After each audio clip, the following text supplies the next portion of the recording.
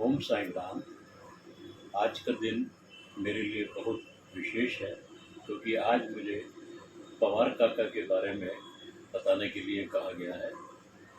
सर्वप्रथम मैं इस बात पे जो आना चाहूँगा कि बाबा द्वारा दिए गए 11 वचनों का शाब्दिक अर्थ हर साईं भाई भक्त को मालूम है, लेकिन वास्तव में इन 11 वचनों का एक गूढ़ रहस्य इनमें छिपा हुआ है जो कि हम लोगों को आसानी से समझ नहीं आता है। और पवार काका को साईं बाबा ने ये कार्य सौंपा है ताकि वह इन 11 वचनों में छिपे रहस्यमय संदेशों को हम सब साईं भक्तों तक पहुंचाएं। पवार काका से मेरा परिचय विनी माँ की पुस्तक ए डिवाइन जर्नी विद बाबा के माध्यम से हुआ है।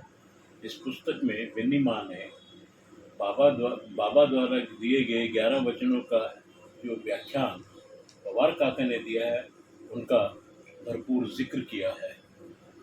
और जब हम इन व्याख्यानों को पढ़ते हैं तो हमें समझ आता है कि बाबा वास्तव में इन 11 वचनों के द्वारा हमसे क्या चाहते थे और कैसे हमारा व्यवहार और आचरण चाहते थे।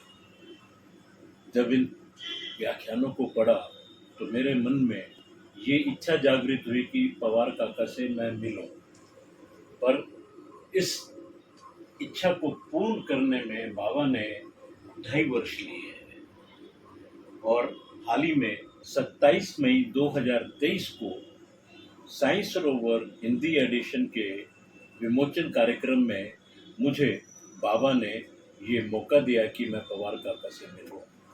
उनके दर्शन करके मैं सौभाग्यपूर्ण हुआ और मेरी खुशी का कोई ठिकाना नहीं रहा।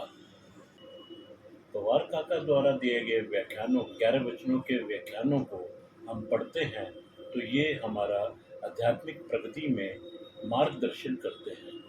तो मेरी हार्दिक इच्छा ये है कि हर साईं भक्त को इन व्याख्यानों को ज़रूर पढ़ना चाहिए और बाबा की कृपा, असीम कृपा हमें प्राप्त करनी चाहिए।